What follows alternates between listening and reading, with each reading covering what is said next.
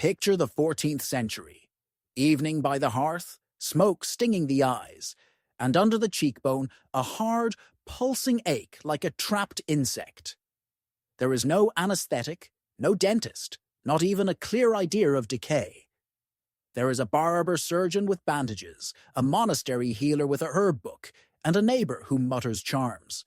Pain is a sentence, and every house knows it can unmake a person.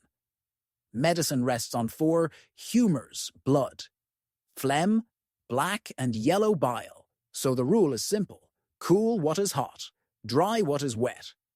Clay and vinegar are laid to the cheek, mouths are rinsed with salt water.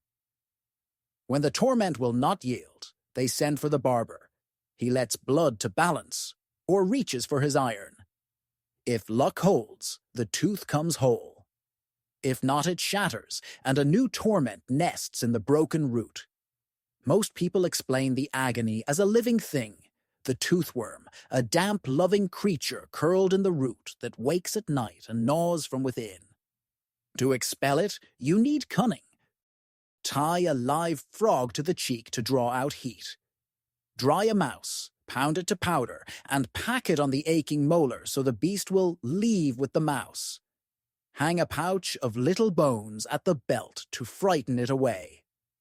The logic of similars matters more than anatomy. Moist cures moist. Nocturnal repels nocturnal. Leech books overflow with recipes. Fume the mouth with henbane or belladonna. To stupefy the worm, rinse with wine vinegar and honey. Pack cloves, sage, or rue. Chew garlic until the gums burn. Dust the tooth with ash. Sip a poppy tisane and drift for an hour. The desperate beg for cautery. A nail heated cherry red, pressed to the root so the creature flees. Sometimes the pain stops because the nerve is killed. Often it returns angrier, bearing burn, infection, and fever. There is holy help too. Saint Apollonia stares from painted panels, patroness of broken teeth. A ribbon tied to her relic, a candle promised, a vigil kept. No rite kills a microbe no one yet imagines, but it steadies the breath and shrinks the terror, which is half the agony. Here is where our tale begins. Frogs and mice on cheeks, smoke from a brazier, and a pain that turns ordinary people into gamblers at the table of old medicine. Before microscopes, pain demanded a culprit, and teeth supplied the perfect stage. Across centuries, a single story walks from Mesopotamian clay tablets into medieval leech books and sermons. The toothworm. In the oldest incantations, a tiny creature begs the gods for a home, rejects the river, the meadow, even the fig tree, and chooses the human tooth because there it can drink blood and gnaw the root. The image is persuasive because people already know what woodworms do to rafters and weevils do to grain. If timber creaks and collapses from hidden borers, why should a molar not rot from a burrower too?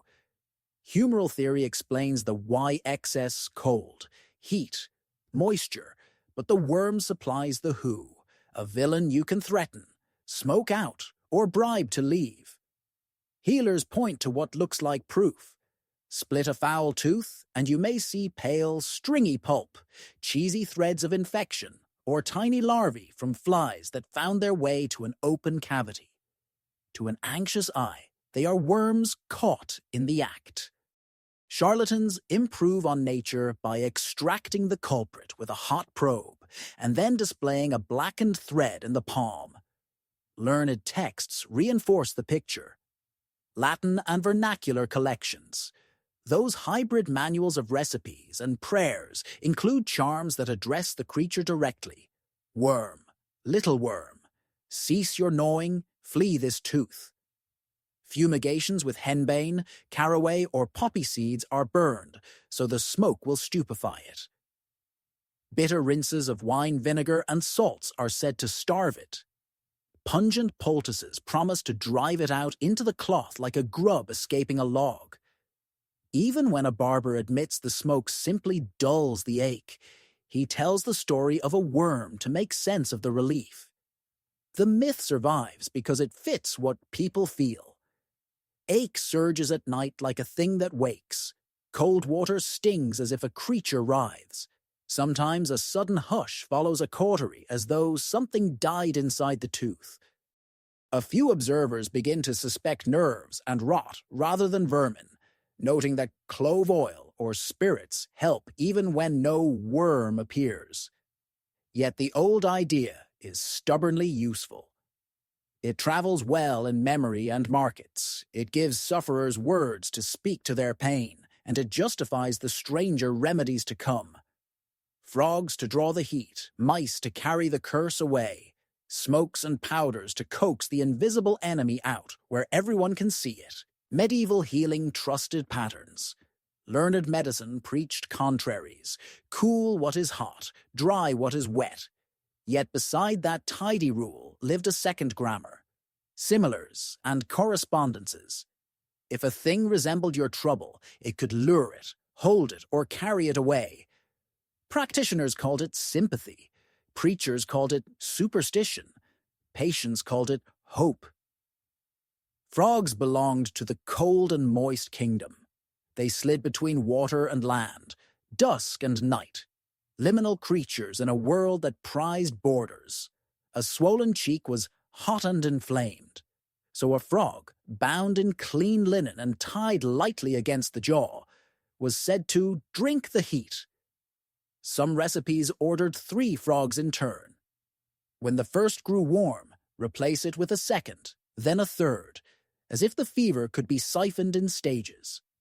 Others insisted on time. At sunset, when day hands the world to night, or under a waning moon, when all swellings naturally decline. Mice did different work. Fast, furtive, gnawing by night, they were cousins to the toothworm in the medieval imagination. Dry the mouse, pound it fine, mix with vinegar or wine, and pack the powder into the hollow. In charms, the healer speaks past the patient to the culprit. Little worm, go with the mouse, leave the root and seek the field.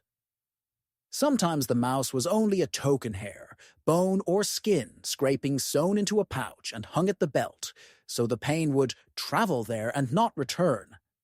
Transference ran on ritual as much as materia. Healers favored thresholds, doors, bridges, crossroads. Places where one state becomes another.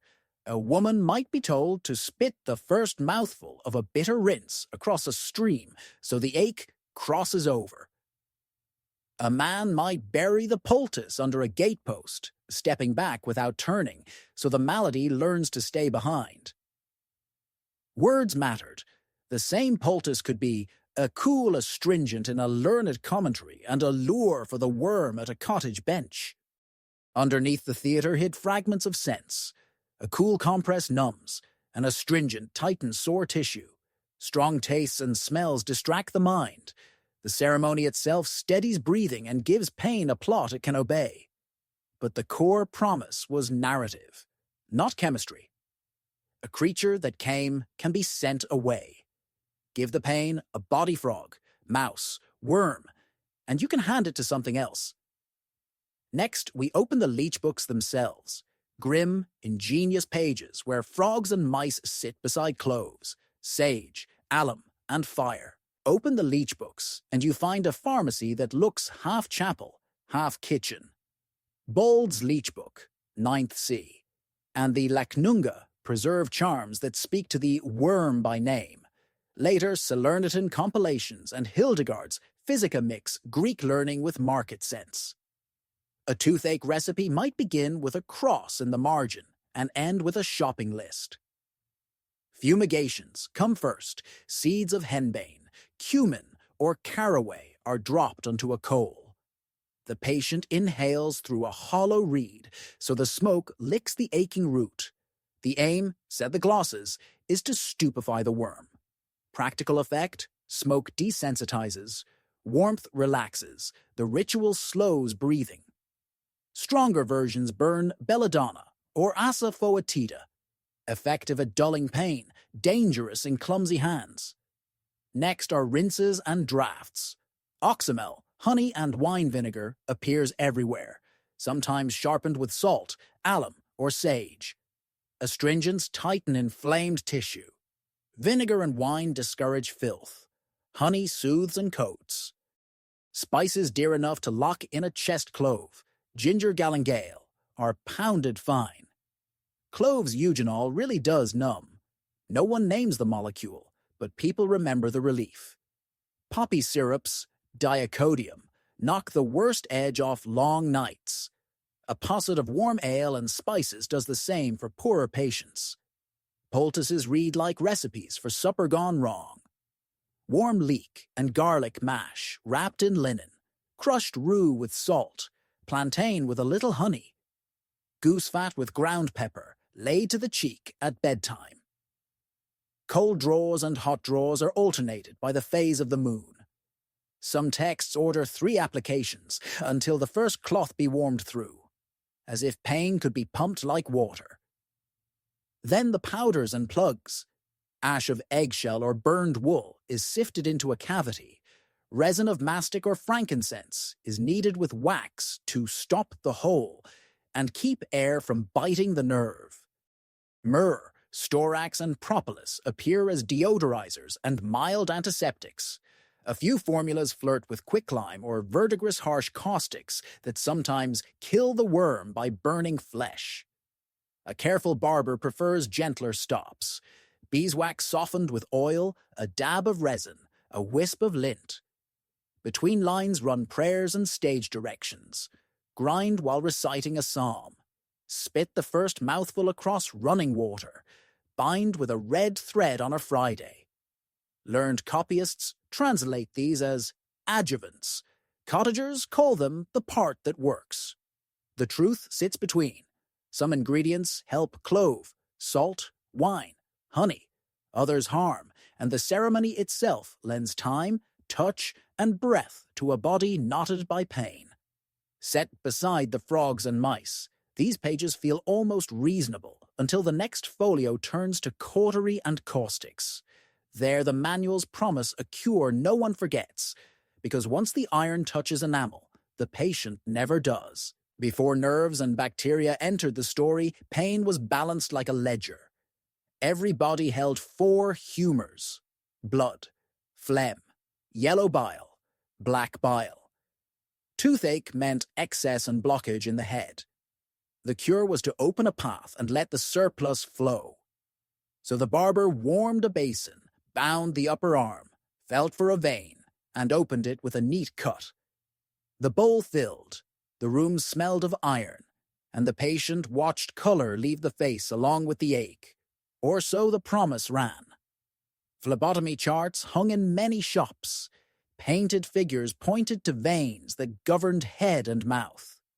For a raging tooth, the chart sent the lancet to the cephalic vein at the elbow, or to a smaller branch behind the ear. Some healers preferred leeches placed along the jaw or at the temple. The animals made a soft rasping sound as they fed and left a slow ooze that seemed to prove the remedy was drawing the trouble away. Others cupped the neck and cheeks with heated glass, raised blisters with cantharides, or set mustard plasters behind the ear so the skin would weep and take the heat with it. Regimens completed the cure. Hot foods were banned for hot pain. Cold and moist foods were shunned if swelling was soft and pale. Broths were seasoned with sage or rosemary to dry the head. Purges cleared the gut with rhubarb or senna so that heaviness would not climb back to the teeth. Sleep was urged with poppy syrup or warm wine so the pulse would quiet. The logic was relentless. Make the body lighter, and the pain will have nowhere to lodge. Sometimes the ritual worked for simple reasons. Rest calmed, clenched jaws. Warm cloths relaxed muscle. The first rush of bleeding slowed a frantic pulse and dulled the mind. A night passed and the patient woke less afraid. Yet the cost could be real. A weak person fainted and did not rise quickly. A careless cut brought infection.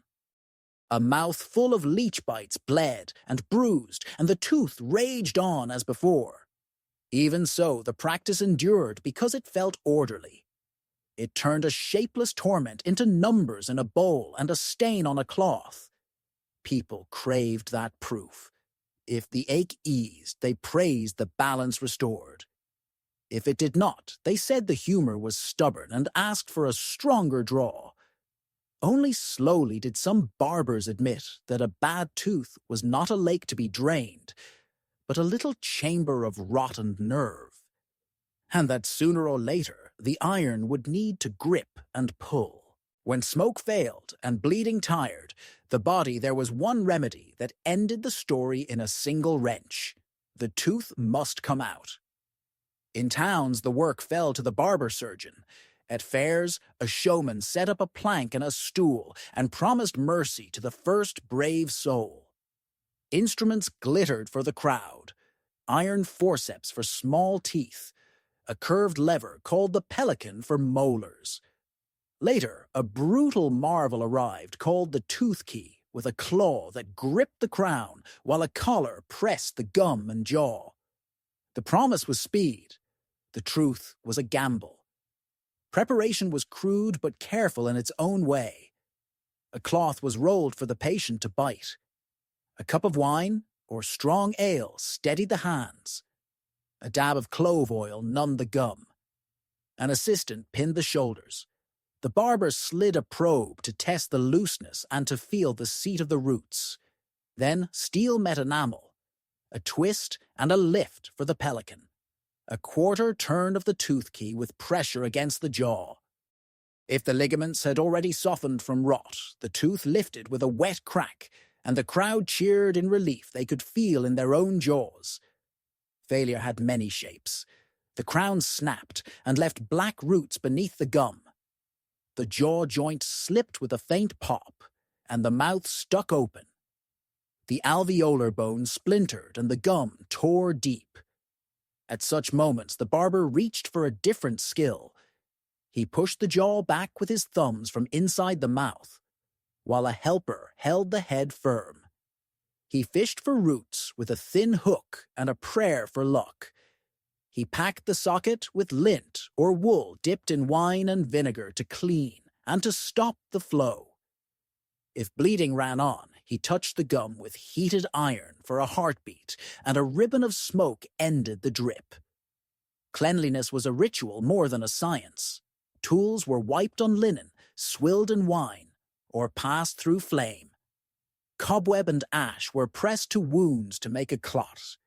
Honey and myrrh sweetened dressings and kept flies away. The patient was told to sleep propped up, to rinse with warm salt water, and to keep from hot stews for a day. Sometimes the rules worked because time is a medicine. Sometimes the socket bloomed with heat and stink, and the fever that follows a dirty wound. Guilds tried to police the trade. In cities, surgeons claimed the mouth as their domain and grumbled that barbers were butchers. In parishes, priests warned against fairground tricks. Yet even a proud physician sent desperate clients to a steady-handed barber when nights had grown too long. One wrench could grant a peace that no smoke or scripture could give. There were moments of craft that deserve the name art. A good puller learned the language of teeth. Some creaked before they moved. Some sang against the iron like a bow on a string. He knew when to twist and when to rock. He knew to watch the eyes, not the mouth, and to stop at the first whiteness around the lips. He knew to lift the tooth to the sky for the crowd, and then to return it to the patient like a trophy that proved the monster was out. Extraction was the hard mercy of the age. It scarred, and it saved. It taught a simple lesson that even the poorest could understand. Not every pain can be balanced or bled. Some must be taken in the hand and removed from the body. Pain was also a matter for heaven. When the jaw throbbed and the room tilted, many people walked first to a chapel, not a shop. On painted panels, a woman holds a pair of pincers with a tooth between the jaws. This is Saint Apollonia, who is the patron for toothache. Her story tells of torments to the mouth, so her image answered a simple hope. She knows this pain. She will hear. Vows gathered around her like threads. A candle promised if the night passed without crying, a small fast kept on her feast day. A ribbon tied near her altar and later worn under the cap. Some towns kept tiny metal charms that showed a jaw or a single tooth. A pilgrim would touch the charm to a relic and then to the cheek before sleep. People believed that contact carried virtue the way a coal carries fire from one hearth to another. Clergy were not alone in tending this faith. Cunning folk folded prayers into their craft without apology, grind sage while saying a psalm, trace a small cross over the bowl of warm wine, speak to the ache as if it were a wayward thing that could learn obedience. Little worm, be still, leave this tooth and go to the field. Learned men called this superstition. The sick called it help. The results could look the same as a salve. Fear eased, breath slowed, jaw muscles unclenched. Blood stepped down from its drumbeat. Where the body led, the pain followed. There were other holy roots. Some churches kept reliquaries said to hold milk teeth of saints or dust from catacombs. A priest touched the reliquary to the face and gave a wafer soaked in wine. In market towns, people wore amulets made of jet or amber and said that these stones drank pain the way they drank sunlight. Mothers whispered charms over cradles so that children would cut teeth without fever. Sailors carved little teeth from bone and hung them from cords. Even a rational barber might nod toward heaven before he reached for iron. In a world without antibiotics, there was no shame in asking for two kinds of mercy at once. Church courts sometimes frowned and warned against spells, yet most parishes made peace with mixed practice. A curate might scold a charm and then send broth and a blanket. A friar might preach patience and then point a poor man toward the one barber he trusted to pull clean. Faith and craft walked together because both were scarce and both were needed. Each supplied what the other lacked. One offered meaning, one offered action. For some, the cure was simply time held in gentle hands. A night vigil beside a warm brazier. Friends who prayed in turn so the sufferer could doze. A wife who pressed a cool cloth and counted slowly so the jaw learned the rhythm. By morning, the worst edge had broken. People thanked the saint and kept the ribbon. Tomorrow the ache might return. Today there was bread and quiet. In that pause, the mind began to believe that pain could leave. And belief itself was a kind of medicine. Not every remedy was theater. Some old practices worked for reasons no one in the market could name. The most reliable relief came from plants and simples that modern readers would recognize as real medicine in rough clothes. They dulled pain, calmed swollen tissue, or slowed the rot that chewed a cavity wider each week. Clove oil sat at the top of that small, bright list. Barbers pressed a drop into the hollow on a twist of lint. The mouth tingled, the nerve sagged, and the ache stepped back. The power lived in a fragrant compound that numbs and cleans at once. Willow bark had a quieter gift. Chewed as a twig or brewed as a tea, it sent a bitter comfort through the blood. That bitterness breaks into a salicylate that eases pain and fever. Poppy syrup did a darker job. A spoon before bed softened the edge of the night and sometimes carried a person into honest sleep. Honey mattered more than sweetness. Packed over a raw socket or mixed with herbs, it sealed a wound and choked the little lives that thrive in wet and sugar. Good honey draws water from trouble and feeds a slow breath of cleansing power into the mix. Bees gave another tool in resin scraped from hives. That sticky propolis kept dressings fresh and held back foul breath from a wounded gum. Salt water was the simplest aid. Warm and strong, it rinsed food from the hole, pulled swelling down, and kept the mouth clean enough for the body to mend. Vinegar or wine worked in the same spirit. Astringent rinses tightened angry tissue and discouraged the growth that turns a small ache into a fever. Sage and rosemary added their bite. Tannins in the leaves helped a sore gum to shrink and rest. There were practical tricks that needed no herbs. A plug of soft wax or resin sealed a cavity from cold air and stopped the darting pain that a winter gust can send through a cracked molar.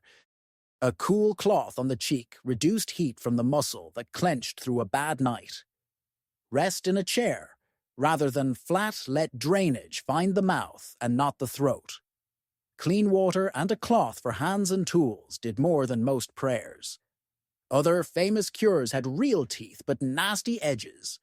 Garlic can hinder spoilage but burns tender tissue. Quicklime scours infection and flesh alike. Copper salts shine and poison together. The safest lesson was to choose gentler strengths and avoid every bright blue and green and every powder that hissed on the tongue. These fragments explain why some healers earned trust. A barber who kept clove oil on the shelf and insisted on rinses and on clean iron could make a life of steady work. A neighbor who brewed proper teas and packed wounds with honey left behind fewer funerals. No one knew the words microbe or enzyme. They did not need them to see that certain jars on the bench turned long nights into bearable ones. In a world that often mistook story for cure, this quiet little circle of remedies gave proof that the body could be helped, rather than bullied. Most aches end. Some turn on their owner. In the records, you meet a phrase that chills the page. A bad tooth. After days of throbbing, the cheek swells and turns hard. The jaw barely opens. Swallowing hurts. Sleep comes in scraps. Heat rises in the skin, and the pulse climbs like a drum at a muster. The mouth tastes of metal and rot. Words blur. A simple cavity has found the soft roads that lead inward. First to the gum, then to the floor of the mouth, then to the throat and the blood.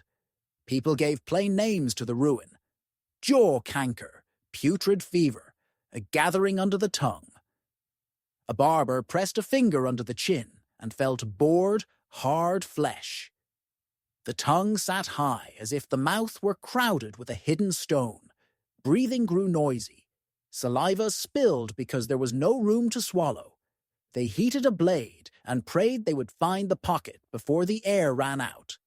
Sometimes a gush of foul matter saved the life. Sometimes there was only more hard swelling and a sound like a man drowning on dry land. Other paths were slower and cruel.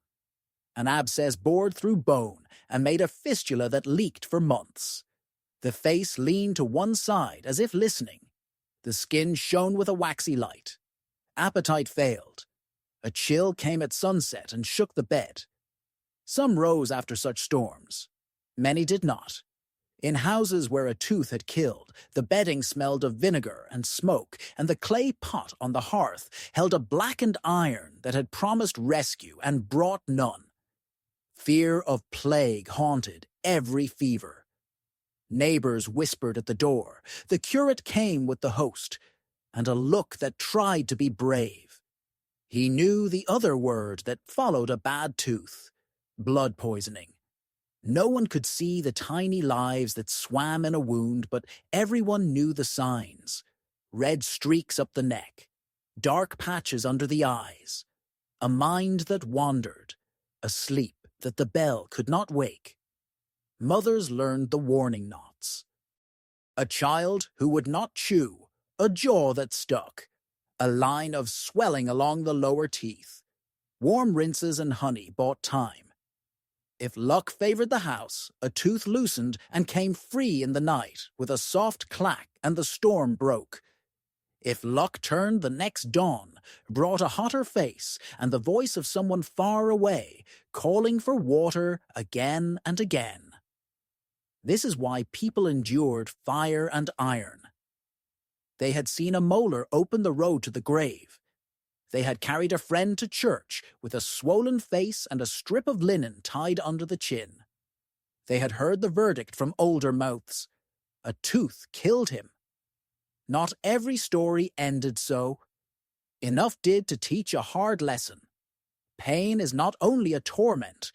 In the wrong season, it is a signal that a door has opened where no door should be. Change arrived slowly, like a lantern carried down a long hall. Healers began to watch instead of only repeat. They noted that a tooth with a small dark pit could be quieted with a plug of wax or resin, and that the ache returned when the plug fell out. They noted that clove oil eased pain even when no charm was spoken. They saw that swollen gums shrank after salt water, that smoke calmed nerves but did not cure the rot, that a clean cloth and a clean hand made fewer fevers. Habit did not vanish, it bent toward what worked. Printing helped. Recipes that once lived as gossip on market benches spread as neat lists that could be compared. A barber in York could read the same page as an apothecary in Antwerp, and both could test the strength of a rinse, the heat of a poultice, the size of a plug. Guild rules slowly tightened. Some towns forced barbers to serve under surgeons for a term before they touched teeth alone. Others required a public test of tools. The pelican kept its place, yet more hands learned to use gentler forceps and small elevators that lifted rather than crushed. Anatomy lessons made their own light. Dissections taught that a tooth is not a hollow reed with a worm inside, but a hard house with a living heart. Nerves run like wires, blood follows set paths, bone mends if given rest and cleanliness. A few bold teachers said aloud that pain lives in the nerve, and that smoke and fire help only when they numb or kill that thread. The idea did not change every shop at once. It gave careful workers better aims. Touch the one point, not the whole mouth. Remove dead tissue and keep air and rot out. Spare the jaw joint. Spare the tongue. Distillation brought stronger spirits. Wine became brandy that cleaned wounds better than water from a ditch. Apothecaries weighed powders on brass scales and learned to fear bright minerals that promised much and killed faster than pain. They leaned toward plant oils and resins that soothed without burning flesh. Honey and propolis stayed on the bench because they proved themselves in socket after socket. Even the old stories shifted tone. The worm became a picture rather than a thing to hunt. Prayers remained as comfort, not as plan. In some houses, the charm and the rinse were kept together because both steadied the night. In others, the charm fell silent, while the rinse and the plug did the work. The note that changed everything was small and practical. Keep it clean. Keep it dry. Keep it still.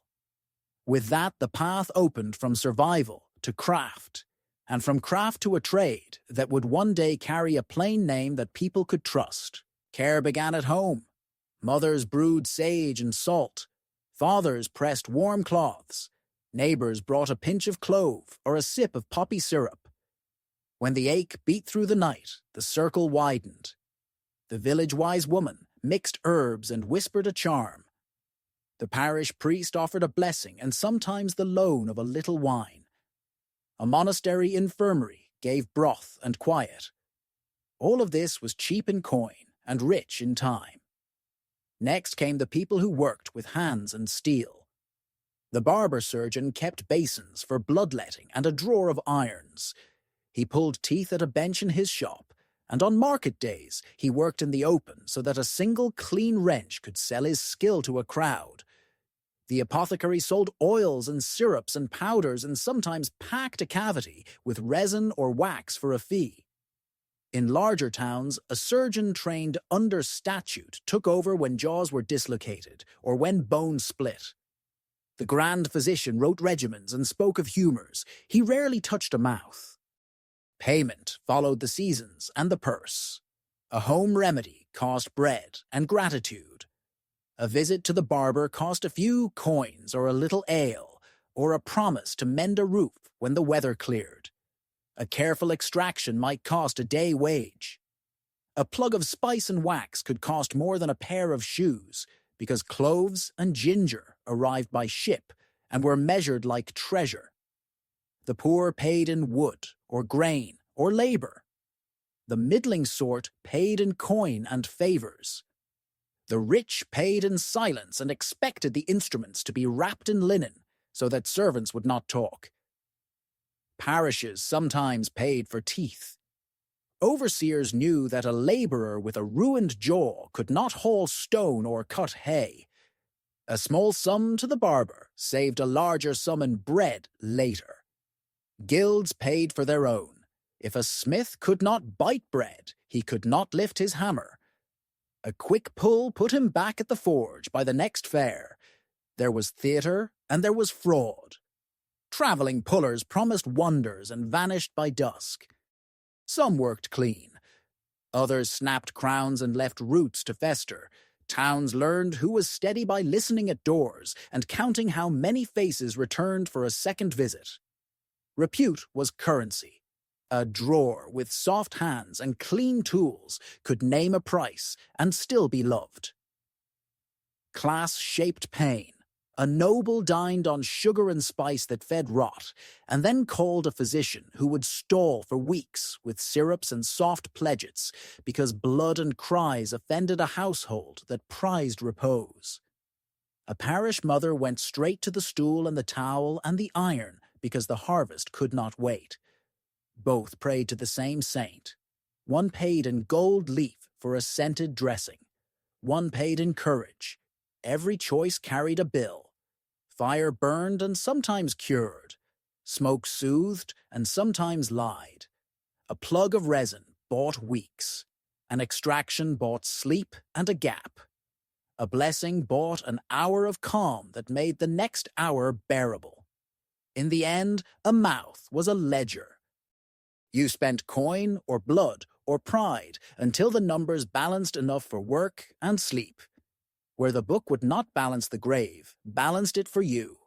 That was the economy of pain, and it ruled every door from cottage to hall. Change did not arrive as a miracle. It arrived as better hands and better pages. In the later Middle Ages, surgeons began to write what they actually saw. They drew mouths and named parts of the jaw. They listed instruments in plain order. A hook to test a loose crown, a slim elevator to tease a root, forceps shaped for front teeth, a pelican for the back where fingers could not reach. They warned that the jaw joint could slip and taught how to set it. They advised cutting and draining a swelling under the tongue before breath failed. The work was still rough, but the aim grew sharper. Spare what can be spared. Remove only what must be removed. Workshops changed with the words. Smiths learned to temper steel so a beak would grip without shattering enamel. Barbers learned to wrap handles so a sweaty palm would not slide at the wrong moment. Wiping a tool on linen gave way to rinsing in spirit and passing it briskly through flame. Honey and wine stayed on the bench because they kept sockets clean. Clove oil and sage water stayed because they showed their worth in case after case. Quicklime and bright salts slowly lost their pride of place. Printed books knit towns together. A recipe born in a convent stillroom could travel to a river port. A technique from a city hospital could reach a village shop. The same figures and cautions were copied from one language to another. Do not twist until the gum is free. Do not press against a weak wall of bone. Do not burn where a blade can open and drain. Guilds borrowed the same rules. Serve a term before you pull a loan. Carry clean cloths. Keep strong spirits. Keep your word.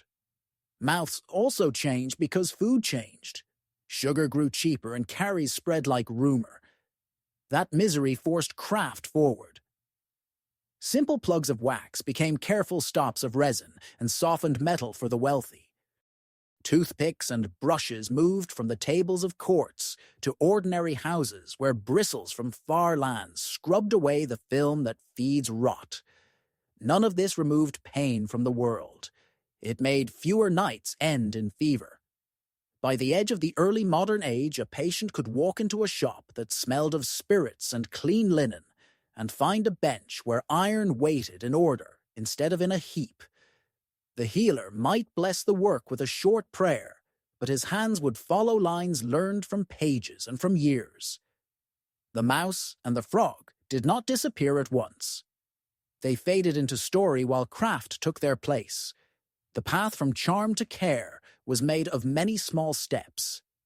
A steadier grip, a wiser cut, a plug that fit, a mouth that healed set the whole story on one table. A jaw that throbs, a world without microscopes, a handful of ideas about balance in the body, and a shelf of small creatures and herbs that promise relief. Frogs to drink the heat, mice to carry the curse away, smoke to stun the toothworm that no one can see, fire and quicklime when hope runs thin, a saint in a painted panel when sleep will not come. It is easy to laugh from a safe century. It is harder and fairer to see how these choices formed a patient logic inside their time. People worked with what they had. They tested things by memory and talk. If clove oil quieted pain, they kept it. If salt water calmed raw gums, they told neighbors. If a ritual steadied breath, they kept that too. Much of medieval care was an experiment without a lab. Theories wandered, but hands improved. A better grip on the forceps, a cleaner cloth, a wiser cut to drain a swelling before it closed the throat. Printing and guild rules turned local tricks into shared craft. The mouse and the frog did not vanish because of mockery. They faded because other tools earned trust more often. Pain has a mind in it, and the people of the time knew that truth without our words. Ceremony brings a plan. A charm breaks the panic of a long night. A candle near a saint buys an hour of courage so the body can help itself. None of that kills bacteria, but some of it helps healing. The lesson is not to scorn comfort. It is to pair comfort with care that has proof.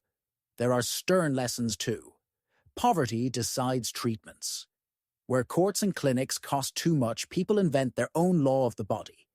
Some inventions are kind. Some are cruel. Fire can save. Fire can ruin. The record keeps both. Carry forward what is worth keeping.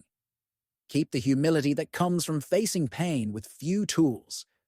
Keep the respect for small remedies that truly work. Keep the duty to clean hands and clean words. Leave behind the habits that burned more lives than they saved. A good end for this tale is simple. A mouth that heals. A home with a brush and a cup of warm salt water. A practice that chooses what helps because it has been seen to help. And two old animals retired to story where they belong.